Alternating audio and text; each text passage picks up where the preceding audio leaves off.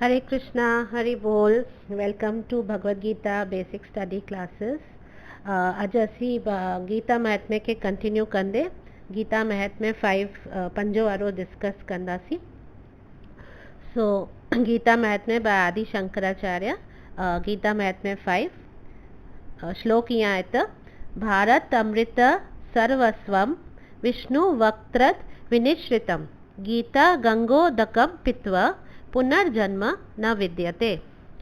तो हिन जो मतलब है जो गंगा जल पीता है वह मुक्ति प्राप्त करता है, अतएव उसके लिए क्या कहा जाए जो भगवत गीता का अमृत पान करता हो। भगवत गीता महाभारत का अमृत है और इसे भगवान कृष्ण मूल विष्णु ने स्वयं सुनाया है। तो हिते असी हिन श्लोक जो इो लाइन ॾिसूं था कि ही ॿुधाइनि पिया हिते कि भगवत गीता महाभारत जो नेक्टर है या महाभारत जो एसेंस है। अॼु जीअं असांखे ख़बर आहे कि महाभारत त लख श्लोकनि जो इतिहास है भारत जो, ऐं it was dictated by Vyasadeva. Dictate कयो हो ऐं कंहिं लिखियो हो? गणेश भगवान लिखियो हो।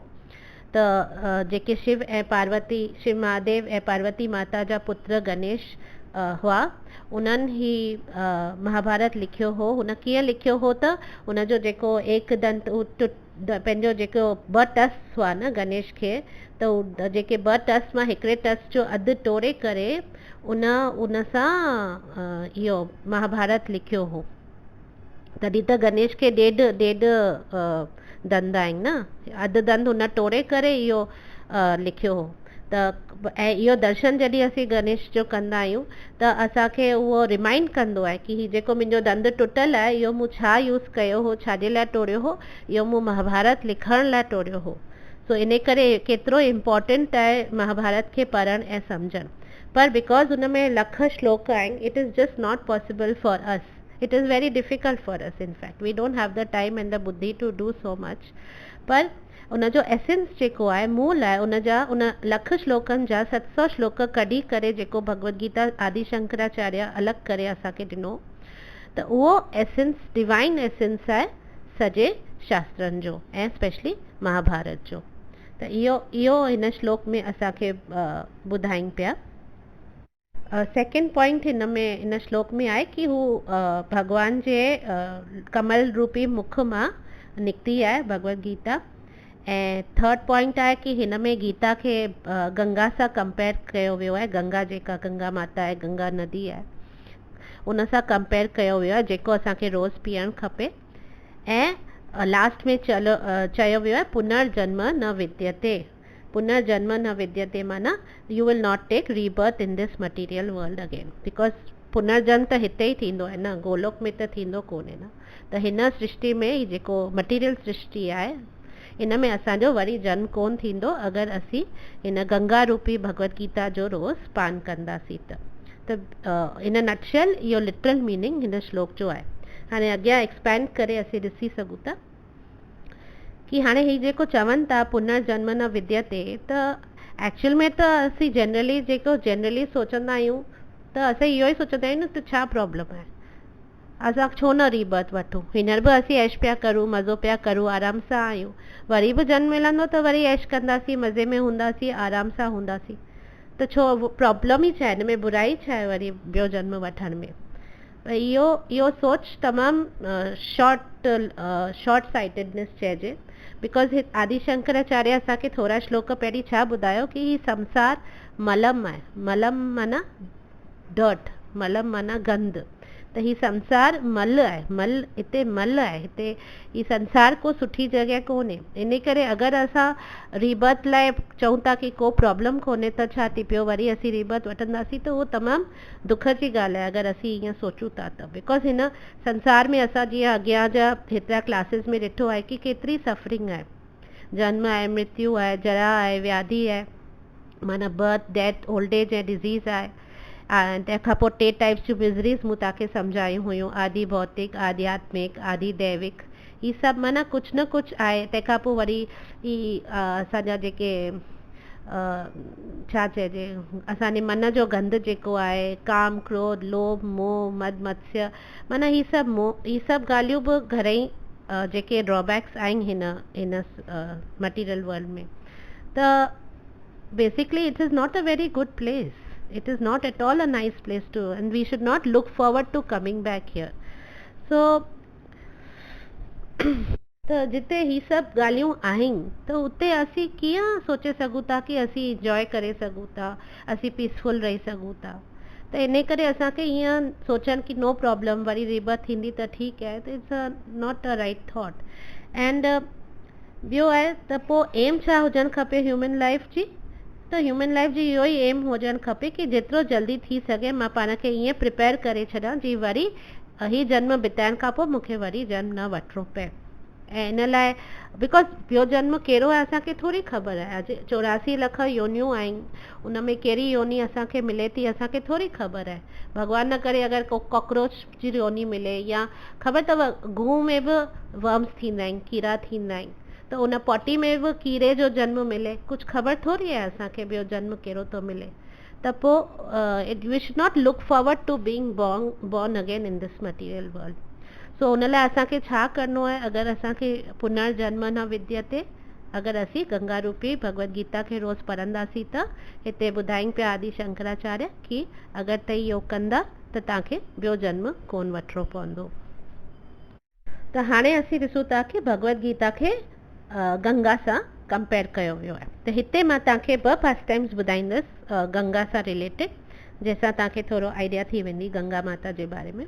ईअं त घणेई लीलाऊं आहिनि, घणेई स्टोरियूं आहिनि, पर कीअं आई ऐं छो आई उन जा 2 बेसिक जेके पास्ट टाइम्स आहिनि उहे मां तव्हांखे ॿुधाईंदसि। त जीअं तव्हां सभिनी खे ख़बर हूंदी, वामन देव बली महाराज जी लीला ख़बर हूंदी, जॾहिं कृष्ण भॻवान वामन देव जो अवतार खणी करे आया हुआ बली महाराज खां हू 3 पग ज़मीन घुरनि, 3 पग घुरनि, त उहो कीअं, उहो पास्ट टाइम त सभिनी खे स्टोरी ख़बर हूंदी, न त मां शॉर्ट में तव्हांखे ॿुधाइण जी कोशिशि करां थी कि त वामन देव जॾहिं 1 फुट सां जॾहिं पाण खे एक्सपैंड कयो त 1 पग सां हुन सॼो पृथ्वी भूलोक जेको आहे उहो सॼो भूलोक खे खणी वरितो। पोइ ॿियो पग हुन सॼे आकाश खे माना अप टू ब्रह्मलोक तेसि ताईं हुन ॿियो पग सां खणी वरितो। तॾहिं पोइ वरी 3 पग चई हाणे मां किथे रखां, बिकॉज हुन धरती बि कवर करे छॾियो, आकाश बि कवर करे छॾियो, त पोइ 3 पग ख़बर अथव न, जीअं बली महाराज चयसि हाणे मुंहिंजे मथे ते रख।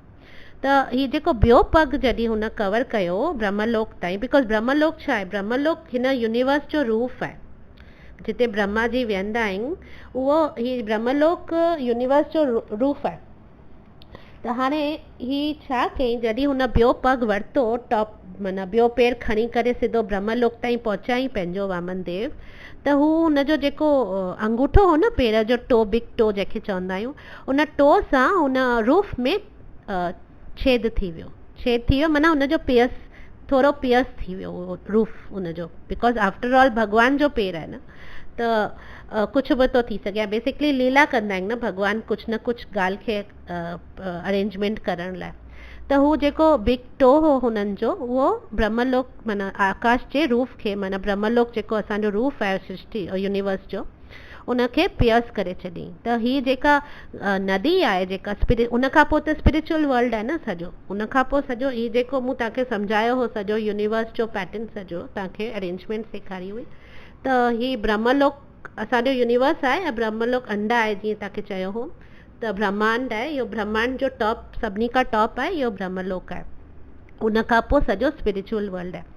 त जेको व्रजा नदी आहे हिकिड़ी उते स्पिरिचुअल वर्ल्ड में, उहा स्पिरिचुअल रिवर आहे उते जी, त हू जीअं ई हुन रूफ में टुंग थियो त हू नदी जेका उते स्पिरिचुअल वर्ल्ड में वहंदी हुई, उहा उनजो पाणी हिन टुंग मां असांजे प्लैनेटरी सिस्टम में, अपर प्लैनेटरी सिस्टम में वहणु शुरू थी वियो। त जॾहिं ब्रह्मा ॾिठो ओॾीमहिल उहो वहणु शुरू थी वियो, ऐं पोइ जॾहिं ब्रह्मा जी वेठा आहिनि ब्रह्मलोक में, त हुननि वरी इहो टो ॾिठो, भॻवान जो पेर जो टो ॾिठो, त चन ॾिठई। त पोइ जॾहिं चन ॾिठई त हू पंहिंजो कमंडलू कोन खणी वेहंदा आहिनि ब्रह्मा जी, त हुननि उन कमंडलू जे पाणी सां उन्हनि जे पेर खे धुआरियो, बिकॉज हुननि उहो पेर होसि ताईं पहुची वियो हो न, त अभिषेक भॻवान जो त चननि जो बि अभिषेक कबो आहे न, त ब्रह्मा जी उन्हनि जे चननि जो पंहिंजे हुन कमंडलू जे जल सां अभिषेक कयो, ऐं त पोइ छा थियो, हू व्रजा नदी जेका स्पिरिचुअल वर्ल्ड में हुई उहा उन टुंग मां वहणु शुरू थी वई उते उन पॉइंट ते, ऐं उते ई वरी ब्रह्मा जी अभिषेक करायो त हू पाणी बि हुन सां मिली वियो। त बेसिकली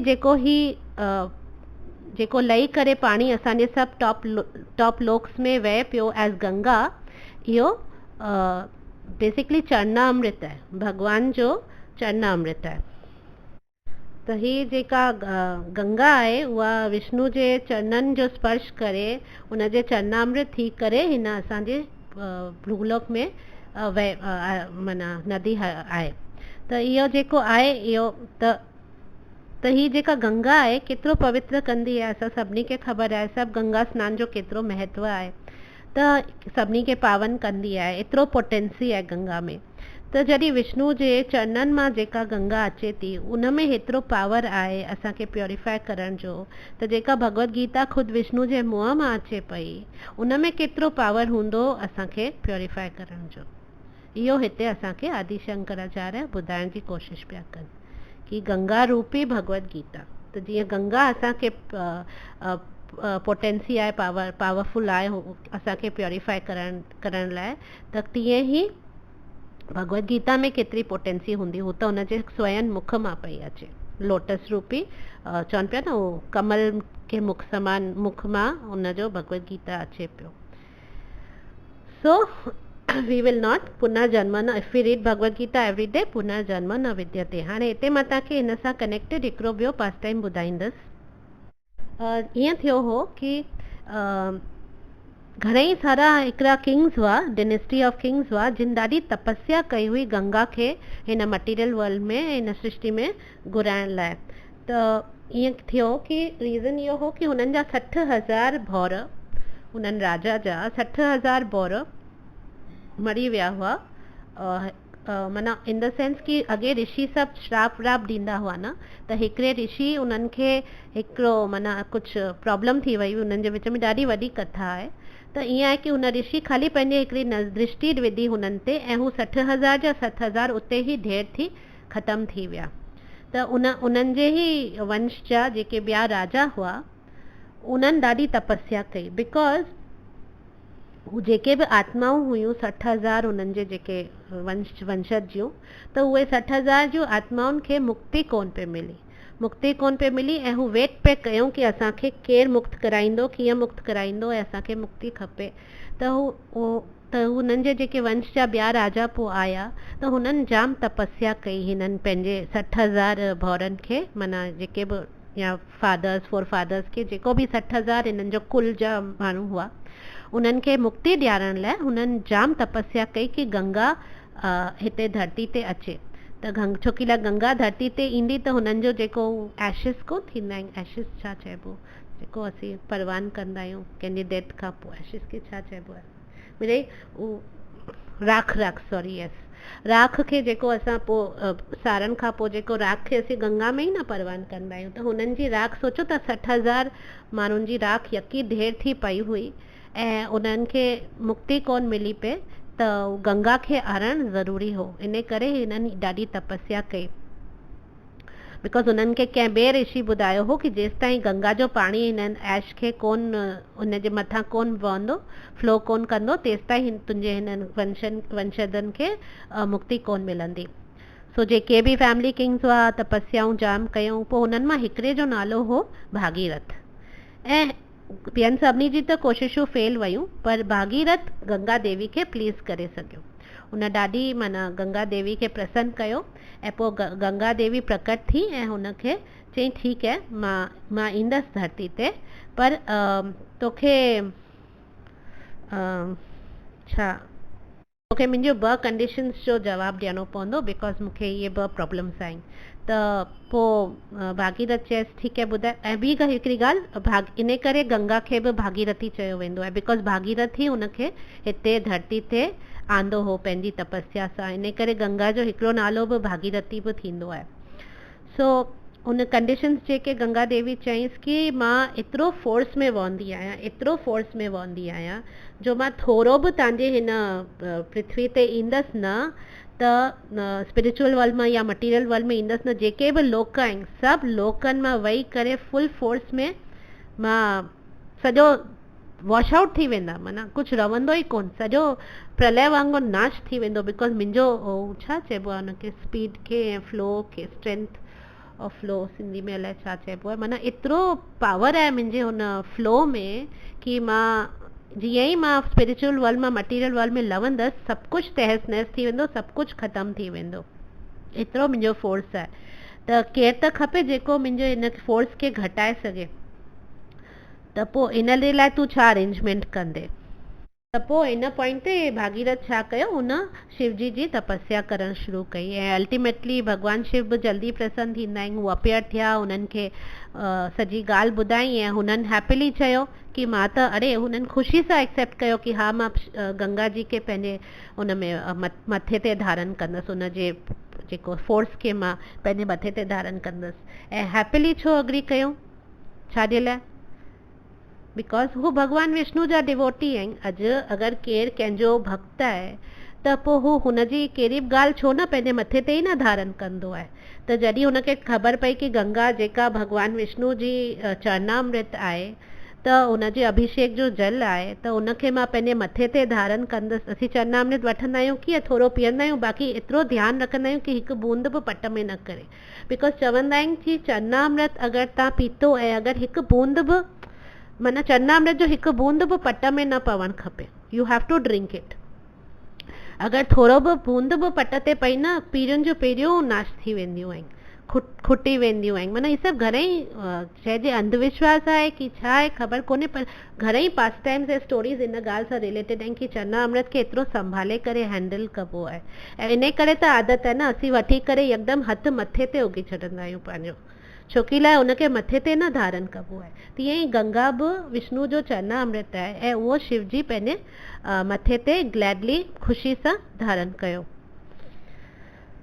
त हाणे हुन पोइ सेकेंड क्वेश्चन गंगा जी चयो, हाणे सेकेंड प्रॉब्लम इहो आहे कि मां पृथ्वी लोक ते जॾहिं ईंदसि त सभु जेके बि पापी हूंदा हू मूं में अची सनानु कंदा। हू अची करे पंहिंजा सभु सिन्स जेके बि पाप आहिनि सभु मुंहिंजे पाणी खे दूषित कंदा, उनखे ॾेई छॾंदा, मूंखे सभिनी जो पाप खणना पवंदा। त पोइ बेसिकली मुंहिंजो जेको मां आहियां सॼी उन्हनि जे पापनि सां ऐं सिन सां भरिजी वेंदसि। ऐं पर्टिकुलरली जॾहिं कलयुग ईंदो तॾहिं त हर को पापी हूंदो। कलयुग में त केर बि सत्यवादी कोन्हे, हर हिकु जीव पापी आहे। त कलयुग में त मां त हिकदमि फुल थी वेंदसि पापनि सां ऐं सभु ॻाल्हियुनि सां। त पोइ मां किथे कंदसि ही सभु, how will I get rid of these sins, माना मां कीअं मुक्त थी सघंदसि जेको जमा थींदो मुंहुं में। त किथां अहिड़ो माण्हू तूं आणे ॾींदे मूंखे जेको मूंखे ही मुंहुं मां ई पोइ हटाईंदो वञे, मुंहिंजो बोझो घटाईंदो वञे। बिकॉज मुंहिंजो बोझो घटाइण लाइ त केरु खपे न। त पोइ भागीरथ उन तां उनखे ॿुधाईंसि, ॾाढो लंबियूं कथाऊं आहिनि, असीं शॉर्ट में ॾिसंदासीं। त मिड़ई उनखे हम्बली चयईंसि कि तूं उहो चिंता न कर गंगा माता, बिकॉज जीअं ई पापी बि तो में सनानु करणु ईंदा, तीअं वॾा वॾा वैष्णव बि तो में, सच्चा वैष्णव बि तो में सनानु करणु ईंदा। ऐं जॾहिं हू वैष्णव तो में सनानु कंदा त तुंहिंजा ही सभु जेको बि तो जमा कयो आहे पापनि जो ढेर, इहो सॼो तूं रिलीफ करे सघंदीअ। त बेसिकली हिते ॿुधाइनि पिया कि वैष्णवनि में एतिरो पावर थींदो आहे जो गंगा खे बि हुनजी मदद करे सघनि, हुनखे हुनजा पापनि खां रिलीफ करण लाइ। वैष्णव केरु? विष्णु भक्त, जेको विष्णु जी भक्ति कंदा आहिनि, पर सच्चा, नॉट द ॾेखाव वारा या हिकु ॿ दफ़ो नालो वठण वारा, या जनरली माना रियल जेके वॾा वॾा संत थींदा आहिनि, सच्चा वैष्णव, सच्चा भक्त, जेके ऑनेस्टली ऐं सिंसियरली भक्ति कंदा आहिनि भॻवान जी, उन्हनि में एतिरो पावर आहे त हू कंहिंखे बि तारे सघनि था। त पोइ इहो 2 कंडीशन्स खां पोइ गंगा जी त सैटिस्फाइड थी वई ऐं पोइ हुन अग्री कयो अचण लाइ। त ऐं इन करे, हा मां तव्हांखे ॿुधाइण विसरियो, इन करे लॉर्ड शिवा खे बि गंगाधर बि चवंदा आहिनि न, बिकॉज हुननि गंगा माता खे पंहिंजे मथे ते धरियो, त गंगाधर हुनखे चयो वेंदो आहे। सो ही सॼी लीला रिलेटेड आहिनि, बिकॉज अगरि कुझु कुछ थींदो आहे पास टाइम या कुछ अहिड़ो कुछ थींदो आहे, पोइ भॻवानु उनजो अहिड़ो अरेंजमेंट कंदा आहिनि, अहिड़ी लीला कंदा आहिनि, त पोइ भॻवानु इन करे वामन देव जी लीला कई ऐं पोइ गंगा खे आंदो। त ही सभु कनेक्टेड थींदियूं आहिनि, जेके बि लीलाऊं थींदियूं आहिनि भॻवान जे उनजा कारण बि थींदा आहिनि ऐं उन हर लीला जे पुठियां का न का एक्चुअल में scientifically if you see study हर का ॻाल्हि माना हर कंहिं reason everything is very clear, माना ईअं कोन्हे कुझु बि स्टोरी ईअं ई का बि कथा आहे ऐं उनजो को सिर पैर कोन्हे, माना एवरीथिंग विल लीड टू अनदर, हर का ॻाल्हि कनेक्टेड हूंदी आहे असांजे शास्त्रनि में अगरि असीं ध्यान सां पढ़ूं त हिते आदि शंकराचार्य शिव जी गंगा खे पंहिंजे सिर ते धारण कयो ऐं पोइ रिलीज़ कयईं ऐं पोइ सभु उन में जीअं प्योरीफाई थी सघनि। ऐं शिव जी वरी जॾहिं आदि शंकरा थी करे आया कलयुग में त हुननि पोइ असांखे भगवत गीता जे बारे में ॿुधायो ऐं कढी करे ॾिनो कि हीअ महाभारत जो एसेंस अथव ऐं हिनखे हिन में ताईं रोज़ु डेली हिनखे पढ़ो, जीअं गंगा जल सां रोज़ सनानु कबो आहे तीअं भगवत गीता खे बि डेली पढ़ो, बिकॉज अगरि गंगा जल पेरनि मां विष्णु जे अची करे हेतिरो प्योरीफाई करे सघे थी त मुख मां आयल भगवत गीता असांखे केतिरो प्योरीफाई कंदी ऐं तंहिंखां पोइ पुनर्जन्म न विद्यते। त हिते असीं हिकिड़ी ॿी ॻाल्हि सम्झूं कि असां जॾहिं गंगा में सनानु कंदा आहियूं या कहिड़ी बि पवित्र नदी में असीं सनानु कंदा आहियूं, असांखे लॻंदो आहे हा असांजा पाप धुलिजी विया, असीं रिलीज़ थी वियासीं, पर वरी वापसि अची करे असीं वापसि उहो ई कमु कंदा आहियूं, उहे ई ग़लतियूं कंदा आहियूं, सभु कुझु उहो ई, जीअं मूं तव्हांखे कोन ॿुधायो हो एलिफेंट बाथ कि हाथी पाणी में सनानु कंदो आहे सुठी तरह सां फर्स्ट क्लास नमूने सां सनानु कंदो आहे, वरी ॿाहिरि अची मिटी जा बुक पंहिंजे सूंड में खणी पंहिंजे मथां छिटके छॾंदो आहे। त हीअ जेको असीं सनानु कंदा आहियूं गंगा में या पवित्र स्थाननि ते वेंदा आहियूं ऐं कंदा आहियूं त इहे सभु असांजो एलिफेंट बाथ वांगुरु ई थींदो आहे, हैबिट आहे असांजी। त इन में गंगा में सनानु करणु ऐं भगवत गीता रूपी गंगा में सनानु करण में छा फ़र्क़ु आहे? इहो ॿियो फ़र्क़ु इहो आहे कि जॾहिं असीं भगवत गीता पढ़ंदासीं न त असां में आस्ते आस्ते प्योरिफिकेशन थींदी, परमानेंट प्योरिफिकेशन थींदी, क्लेंजिंग थींदी, परमानेंट क्लेंजिंग थींदी, बिकॉज उहा अंदरां खां क्लेंजिंग थींदी, फुल असांजी आत्मा असांजो जेको मन आहे उन में जेको मैल आहे उन सॼी जी क्लीनिंग थींदी जॾहिं असीं भगवत गीता रोज़ु पढ़ंदासीं त। बिकॉज भगवत गीता में क्लियरली कृष्णा सम्झाइनि था न कि अगरि जेसि ताईं तव्हां पंहिंजी सिंफुल टेंडेंसीज़ अंदरि में जेके आहिनि उनजी तव्हां सफ़ाई कोन कई आहे तेसि ताईं तव्हीं वापसि वैकुंठ नथा वञी सघो, प्योरिफिकेशन नथी थी सघे। ऐं जीअं जीअं असीं भगवत गीता पढ़ंदासीं असांखे इहे ॻाल्हियूं सम्झ में ईंदियूं, अंदरि ताईं सिंक इन कंदियूं ऐं असांखे फॉर बेटर असीं परमानेंटली चेंज करे सघंदासीं ऐं वरी वापसि असीं उन रस्तनि ते कोन वेंदासीं। ऐं ॿियो वरी गंगा त हिकु डायरेक्शन में ई फ्लो कंदी आहे न, ऐं अगरि असांखे सनानु करिणो आहे गंगा में त असांखे उते उन गंगा ताईं वञिणो पवंदो, पर भगवत गीता त शब्द आहे, साउंड वाइब्रेशन भॻवान जो आहे, शब्द आहे, हर दिशा में ट्रैवल करे सघे थो, माना you don't have to go specially to it, बसि पाण सां गॾु रखियो and any time open it and read it, so it is so accessible Bhagavad Gita, त उन में पोटेंसी बि वधीक आहे, पावर बि वधीक आहे and it is very accessible also. सो जीअं कि असांखे ख़बर आहे देर आर 14 प्लैनेटरी सिस्टम, 14 लोक आहिनि न, असीं जिते आहियूं उहो भूलोक आहे ऐं असांजे मथां 6 आहिनि ऐं असांजे हेठां 7 लोक आहिनि हिकिड़े यूनिवर्स में, हिकिड़े ब्रह्मांड में। त असांजे मथां जीअं असीं भूलोक आहियूं, पोइ भूवर लोक आहे, स्वर लोक आहे, मय लोक आहे, जन लोक आहे, तप लोक आहे ऐं तंहिंखां पोइ सत्यलोक या ब्रह्मलोक आहे। असांजे हेठां जेको आहे असीं भूलोक आहियूं त असांजे हेठां अतल, वितल, सुतल, तालातल, रसातल, महातल ऐं पाताल, ईअं करे असांजे हेठां बि लोक आहिनि। तंहिंखां पोइ ॿिया नरक जा सॼा लोक आहिनि जिते धर्मराज पनिश कंदा आहिनि सभिनी पापी जीवन खे।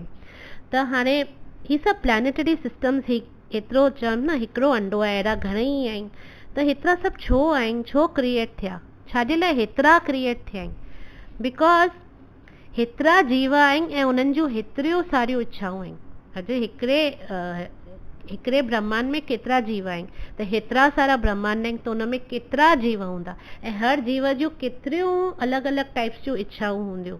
अॼु जेका मुंहिंजी इच्छा आहे ज़रूरी कोन्हे तव्हांजी हुजे, हर इंसान जी इच्छा अलॻि अलॻि हूंदी आहे, त उन सभिनी जो पूर्ति करण लाइ भॻवानु हेतिरा लोक ठाहिया आहिनि।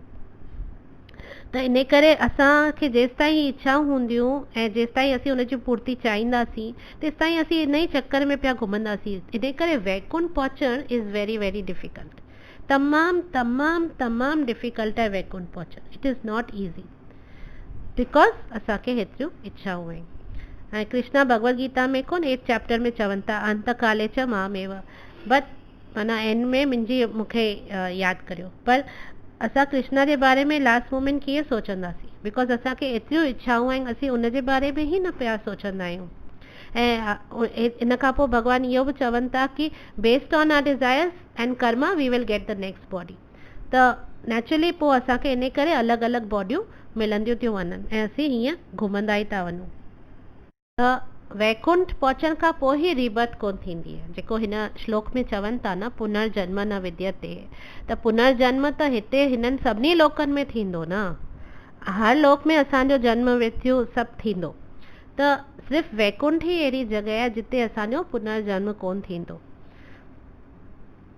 त उहो असांखे भगवत गीता में कृष्णा कीअं ॿुधाइनि था कि अगरि केरु इहो बि 8 चैप्टर में ई ॿुधाइनि था कि अगरि केरु मूंखे वर्शिप थो करे ऐं मूंसां प्रेम थो करे ऐं मुंहिंजी भक्ति थो करे, उनखे कॾहिं ॿियो जन्म कोन मिलंदो। त बेसिकली उहो सभु कीअं ईंदो, उहो सभु भगवत गीता पढ़ण सां ई न ईंदो। पर अगरि असीं सोचूं था असां जाम पुण्य कया आहिनि, असां जाम सुठा कर्म कया आहिनि, त छा थींदो, असांखे ईअं कोन्हे वैकुंठ मिलंदो, न वैकुंठ कॾहिं कोन मिलंदो। It's not so easy to get Vaikuntha. इहो पुण्य करे बि असीं मैक्सिमम ब्रह्मलोक ताईं वञी था सघूं, असांखे सुठो शरीर मिलंदो, लंबी लाइफ मिलंदी, जाम सारा ऐश एंजॉयमेंट मिलंदा, सुठो सभु कुझु मिलंदो। पर असांखे सम्झणो आहे कि उहो बि टेम्पररी आहे, आख़िर उहो बि ख़तमु थींदो ऐं वरी असांखे कहिड़ी बि योनी मिली सघे थी। सिर्फ़ु हिकिड़ो वैकुंठ ई आहे जिते असांखे रीबर्थ कोन थींदो। हिकु दफ़ो असीं हुते पहुची वियासीं, असांखे वरी खां जन्म कोन वठिणो पवंदो। उहो असांजो परमानेंट घर आहे, जंहिंखे चइजे हू परमानेंट स्थान आहे असांजो। त उते पहुचण लाइ असांखे वरी जन्म कोन वठिणो आहे, ऐं वरी जन्म कोन वठिणो आहे, हुन लाइ असांखे छा करिणो आहे, असांखे भगवत गीता रोज़ु पढ़णी आहे। बेसिकली असांखे सम्झो आहे जेको फाइनल एग्ज़ाम असांजो ईंदो उहो असांजे डेथ ते ईंदो। क्लियरली भगवत गीता में लिखियलु आहे, जेको असांजो अंतकाल थींदो, अंत मोमेंट थींदो, उहो ई डिसाइड कंदो कि असांखे अॻियां छा मिलणो आहे। ऐं अगरि असांखे पुनर्जन्म न खपे, असांखे वैकुंठ खपे, त उन लाइ असांखे हींअर खां ई प्लानिंग शुरू करणी पवंदी।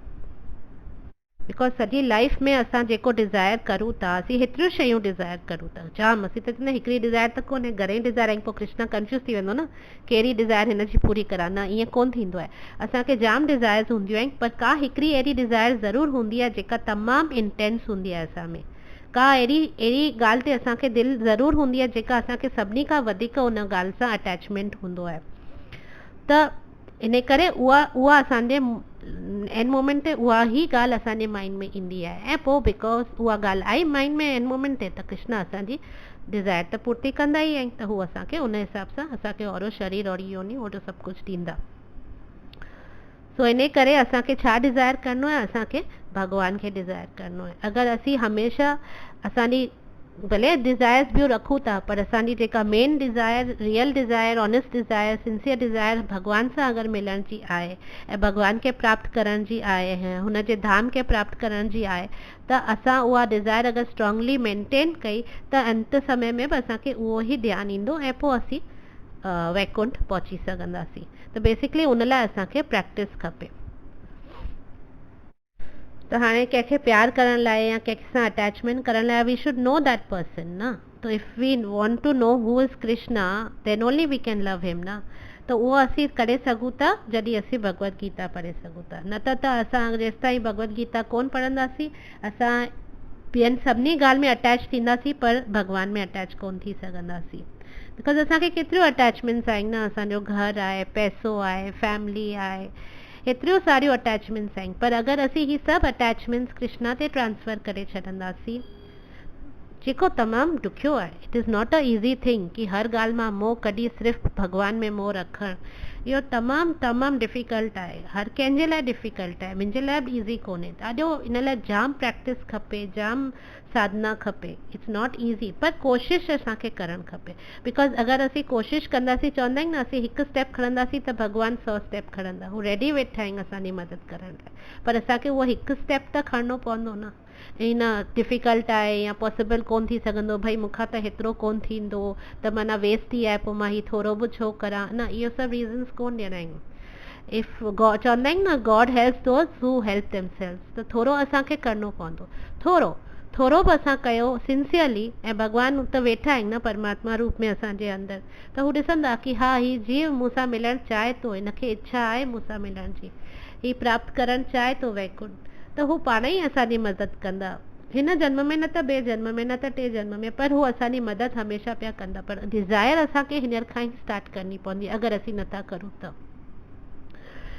सो ऐं उहो सभु असांखे सभु जॾहिं असीं ज्ञान प्राप्त कंदासीं न, तॾहिं असांखे हीअ सभु अटैचमेंट्स मां निकिरी करे भॻवान में अटैच थी सघंदासीं। जेसि ताईं असां ज्ञान प्राप्त करणु शुरू कोन कयो आहे, असीं भॻवान जे तरफ़ ध्यानु कोन ॾेई सघंदासीं, न हुन जे बारे में ॼाणे सघंदासीं, ऐं ॼाणंदासीं कोन त अटैचमेंट थींदो कीअं।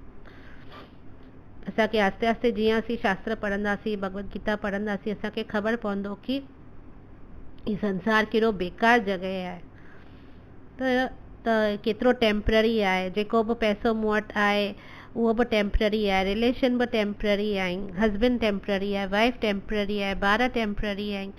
एनी सेकेंड या त ही सभु शयूं मूंखे छॾे ॾींदियूं या मां हिननि खे छॾे ॾींदसि। त जॾहिं ही सभु रियलाइज़ेशन्स अची वेंदा न, पोइ असांखे रियलाइज़ थींदो कि जेको परमानेंट आहे छो न असीं हुनजी बांह पकड़ूं। त इन करे भगवत गीता पढ़णु तमामु ज़रूरी आहे। असांखे रिवाइव करिणो आहे असांजो जेको लॉस्ट रिलेशनशिप आहे न भॻवान सां, उहो असांखे रिवाइव करिणो आहे। असांखे लविंगली सरेंडर करिणो आहे। लविंगली सरेंडर एक्चुअली सोचिजे त लव ऐं सरेंडर कॉन्ट्रडिक्टरी अखर आहिनि। बिकॉज माण्हू सरेंडर कॾहिं कंदो आहे? अनविलिंगली कंदो आहे। केरु सरेंडर थोरी ख़ुशी सां कंदो आहे। माण्हू सरेंडर कंदा आहिनि अनविलिंगली आउट ऑफ फियर, माना डप में सरेंडर कंदा आहिनि। ख़ुशी सां केरु कोन सरेंडर कंदो आहे। पर हिते भॻवानु चवनि था लविंगली सरेंडर टू मी, माना मूंसां प्यारु करो। पोइ छा थींदो? जॾहिं प्यारु कंदा आहियूं न, तॾहिं असीं ख़ुशी सां सरेंडर कंदा आहियूं। इन करे भॻवान सां लव इस्टेब्लिश करणु ज़रूरी आहे। जॾहिं असीं हुन सां प्यारु इस्टेब्लिश कंदासीं त ऑटोमेटिकली असीं हुन सां सरेंडर करे सघंदासीं। इहो आहे लाइक जीअं चइजे त हिकिड़ो ॿारु आहे, उहो सरेंडर टू द माउ खे सरेंडर आहे बिकॉज हू पंहिंजी माउ खे ट्रस्ट थो करे। या हिकिड़ो पीउ आहे, पंहिंजे ॿार खे मथे फिटो थो करे कैच करण लाइ, त उहो ॿारु जॾहिं मथे हवा में हूंदो आहे, एतिरो मथे डिॼंदो कोन्हे, हू खिलंदो आहे, टहिक ॾींदो आहे, बिकॉज हुनखे ट्रस्ट आहे ऐं हुन सरेंडर करे छॾियो आहे। ख़बर अथसि कि मुंहिंजो पीउ मूंखे पकड़े वठंदो। त ईअं ई असांखे पहिरीं कृष्णा खे ट्रस्ट करिणो आहे, तंहिंखां पोइ सरेंडर ऐं लव हिम एंड सरेंडर टू हिम। त इहो ई गोल आहे भगवत गीता खे पढ़ण जो। जॾहिं असीं भगवत गीता पढ़ंदासीं न, असांजो इहो गोल पूरो थींदो। ऐं जॾहिं इहो गोल पूरो थींदो त पुनर्जन्म न विद्यते। त जॾहिं असीं भगवत गीता पढ़ंदासीं, असांखे रियलाइज़ थींदो, असांखे सम्झ में ईंदो कि हू ई असांजा माता आहिनि, पिता आहिनि, ग्रैंडफादर आहिनि, सभु कुझु आहे। ऐं जेको बि असीं एक्सपीरियंस करूं पिया पंहिंजे लाइफ में, उहो हू ई असांखे ॾिए पियो। ऐं हू ॾे बि कोन पियो, हू ख़ुदि उन रूप में असां वटि अचे पियो। माना he is coming in that form to us. He is coming as water, he is coming as fire. हू हर कुझु जेको कुझु असांजी ज़िंदगी में अचे पियो, हू भॻवान जो ई रूप आहे। भॻवानु उन जो रूप खणी असां वटि अचे पियो, बिकॉज सभु कुझु में त हू ई आहे न। कृष्णा कीअं चवनि था भगवत गीता में न एग्ज़ाम्पल कि I am sitting in everybody stomach as the digestive fire. माना जेका जटा अग्नि आहे असांजे पेट में, उहो बि कृष्णा आहे। चए थो उहो बि मां आहियां। त अगरि उहा जटाग्नि न हुजे त न असांखे बुख लॻे, न असांजी डाइजेशन थिए। त बेसिकली हू कृष्णा ई सभु कुझु कनि पिया असांजी लाइफ में, पर हू पर्सनली साम्हूं कोन पिया अचनि। छोकी लाइ असांखे हुनखे ॾिसणो ई कोन्हे, इन करे हू कोन पिया अचनि। सिंपल रीज़न आहे, व्हेन आई डोंट वांट हिम, व्हाई विल ही कम in front of me in his real form? But आख़िर हू ई आहे सभु कुझु कृष्णा आहे। अंदर बि कृष्णा, ॿाहिरि बि कृष्णा, सभु कुझु कृष्णा आहे, हर रूप में कृष्णा आहे। त मूंखे जेको मुंहिंजी लाइफ में अचे पियो, सभु कृष्णा ई रूप अलॻि अलॻि रूपनि में अचे पियो। पर बिकॉज मां हुन कृष्णा खे डायरेक्टली चाहियां कोन थी, इन करे हू पंहिंजे ओरिजिनल फॉर्म में मुंहिंजे साम्हूं कोन थो अचे। पर जॾहिं असीं हुन सां प्यार डेवलप कंदासीं, प्रेम डेवलप कंदासीं ऐं तीव्र इच्छा रखंदासीं, तीव्र भक्ति करे हुन सां इच्छा रखंदासीं मिलण जी, ॾिसण जी, त पोइ हू असांखे पंहिंजे रूप में बि साम्हूं अची वेंदो असांजे। ऐं जॾहिं हू स्वयं पंहिंजे रूप में असांजे साम्हूं ईंदो, तॾहिं ई असांखे परम ख़ुशी, परम पीस, परम वट एवर इटर्नल असांखे मिलंदो हैप्पीनेस। जंहिंखे इटर्नल हैप्पीनेस चइबो आहे न, उहो असांखे मिलंदो। सो जंहिंखे मां तव्हांखे हिन स्टेज ते अलाए ॿुधायां अलाए न, पर I can just give U a hint कि हिनखे ई जेको रास लीला चवंदा आहिनि न, कृष्णा छा कंदा आहिनि न, पाण खे एक्सपेंड कंदा आहिनि अनलिमिटेडली हर शइ में, हर इवन हू रियल ओरिजिनल फॉर्म में बि, जॾहिं स्पिरिचुअल वर्ल्ड में बि पाण खे अनलिमिटेड एक्सपेंड कंदा आहिनि, पंहिंजे ओरिजिनल फॉर्म खे बि अनलिमिटेड एक्सपेंशन्स कंदा आहिनि। ऐं हर हिकु जीव सां, हर हिकु आत्मा सां हू अलॻि अलॻि रिलेशन मेंटेन कंदा आहिनि, पर्सनल रिलेशन। ईअं न कि हिकिड़ो कृष्णा आहे, करोड़ जीव आहिनि, या हिकिड़ो ई कृष्णा सभिनी सां यको डील पियो करे, न, हिकु हिकु आत्मा सां हू 1 to 1 डीलिंग कंदा आहिनि। उहो ई कृष्णा आहे, ग्लोरी त हुनजी उहा ई आहे, हू पावरफुल आहे ऐं हू सभु कुझु करे सघे थो जेको हुनखे खपे, पर हुनखे कुझु न खपे, हुनखे सिर्फ़ु इहो खपे कि असीं सभु ख़ुशि हुजूं, ऐं उहा ख़ुशी हू असांखे ॾियणु थो चाहे। इन करे असांखे भगवत गीता पढ़णु ज़रूरी आहे। ही जेको भगवान हर हिकु जीव आत्मा खे ख़ुशी ॾींदा आहिनि न, पर्सनली 1 to 1, उनखे ई त रासलीला चइबो आहे। उहो ई रासलीला थींदो आहे जॾहिं 1 to 1 हू हर हिकु आत्मा खे फुल ब्लिस, फुल ख़ुशी ॾींदा आहिनि, इटर्नल ख़ुशी ॾींदा आहिनि, एकदमि का सीमा ई कोन हूंदी आहे ख़ुशी जी, प्रेम जी। उहो ई त रासलीला थींदो आहे जेको वृंदावन जी रासलीला मशहूरु आहे। पर जेके फूल्स आहिनि, बेवकूफ़ माण्हू आहिनि, बुद्धि घटि बुद्धि वारा माण्हू आहिनि, उन्हनि खे त रासलीला जो एक्चुअली मतिलबु ई कोन ख़बर आहे कि हुनजो एक्चुअल मीनिंग छा आहे रासलीला जो। सो बेसिकली खैर इट्स टू अर्ली ही सभु ॻाल्हियूं मां तव्हांखे हींअर ॿुधायां, पर थोरो बेसिक मूं तव्हांखे आइडिया पे ॾिनी, त इहो ई आहे। सो असांखे बेसिकली पंहिंजे भॻवान सां, पंहिंजे परमात्मा सां, पंहिंजे पिता सां असांखे रिलेशनशिप वापसि एस्टेब्लिश करिणो आहे, जंहिंजे करे असांखे भगवत गीता रूपी गंगा में रोज़ सनानु करिणो पवंदो ऐं हुनजो नालो वठिणो पवंदो, प्रेम सां हुनजो नालो वठिणो पवंदो। Hare Krishna Krishna Krishna Hare Hare, Hare Ram Ram Ram Hare Hare. Thank U very much. Hare Krishna.